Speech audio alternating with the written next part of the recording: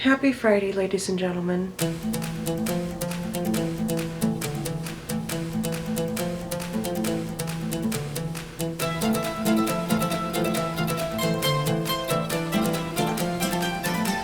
You know, ladies and gentlemen, earlier today I was kind of bummed. But now that this music is on, I'm in a totally different mindset. I feel so much better, and music did that to me. Something about music just transcends barriers, and I just feel what the music is trying to express. I feel joyful! I don't even know the words to the song, but I can tell it's about joy of some kind. Music can do that because of expression, the art of singing or playing with emotional communication.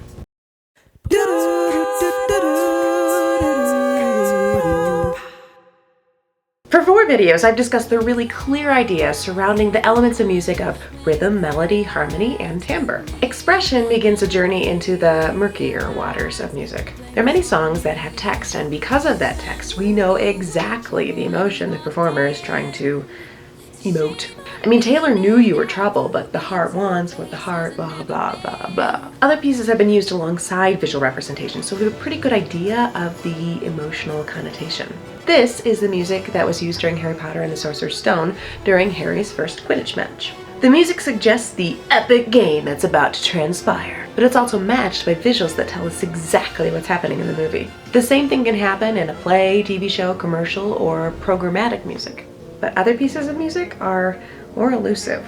They are instrumental pieces without specific description. And yet, because of this really interesting thing about music, we can still make assertions and feel emotionally compelled. What I like about this kind of music is that various people can feel different things, and realistically, none of them are wrong, because that's just how music works. It's meant to express things, and whether or not we all feel the same kind of expression is not the point. Just that you do in fact hear the expression. That being said, some of those musical emotions are written down right in the music, right for the musician to see. Dynamics are musical expressions that dictate the loudness or softness of a piece of music. In fact, we here at the Snooty Music School like to give specific names to all the various levels of dynamics. These words are all Italian. So let's be super stereotypical and use our hands to say these words in a bizarrely over-the-top Italian accent. Forte! Forte means loud. Piano. Piano means soft. Mezzo forte. Anytime you see mezzo in front of a word, that means medium, and we already know what forte means, so mezzo forte means medium loud. Mezzo piano. I bet you could piece this one together. Mezzo piano means medium soft. Fortissimo. Add EC to the ends of the word and you add extra exuberance. Fortissimo means very loud. Pianissimo. Same idea as before. Pianissimo means very soft. All these words have markings that are put in music to indicate the specific dynamics. Next to each word, I have put the marking.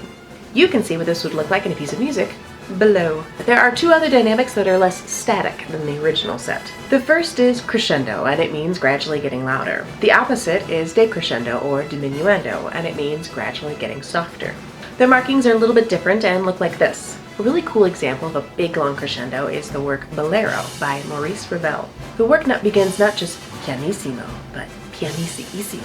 And over the course of 13 to 14 minutes, it gradually crescendos all the way up to fortissimo! Very, very loud. But dynamics are not the only tools in the musical expression toolkit. When I play a note or a series of notes, I have stylistic choices that could be made. Something that goes beyond just playing the pitch or the rhythm. I can add an articulation. I can make the note smooth or connected from one note to the next, usually called legato.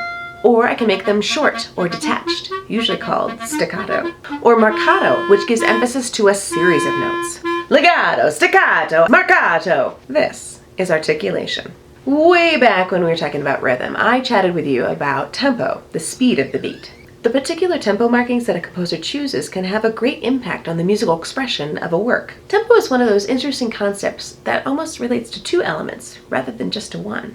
Like dynamics and articulation, there are many different kinds of tempo markings. They indicate the speed of the beat, but they also have a great impact upon the musical expression. Click on my nose if you want a quick refresher of tempo as it relates to rhythm. Finally, we reached the most difficult to define, yet incredibly important part of musical expression.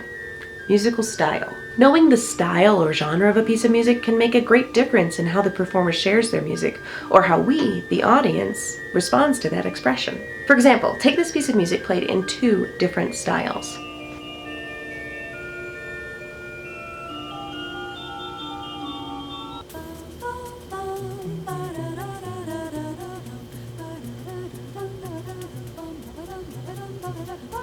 exact same notes. In the second style, we definitely have a timbral shift moving from voice rather than organ. But more importantly, the style of the singers gives a totally different emotional pull. In the original version, I imagine a church with an organ player playing the piece stoically by him or herself. The church is empty, but the musical notes fill the space and share the virtuosic tendencies of the performer. This style is indicative of the music of the Baroque time, or from 1600 to 1750 CE. In the second, we move to a very different space, perhaps a small rehearsal room or coffee shop. This is a much more intimate experience. It feels almost as though they're making it up in the moment, even though cognitively I know this is a very well rehearsed piece of music.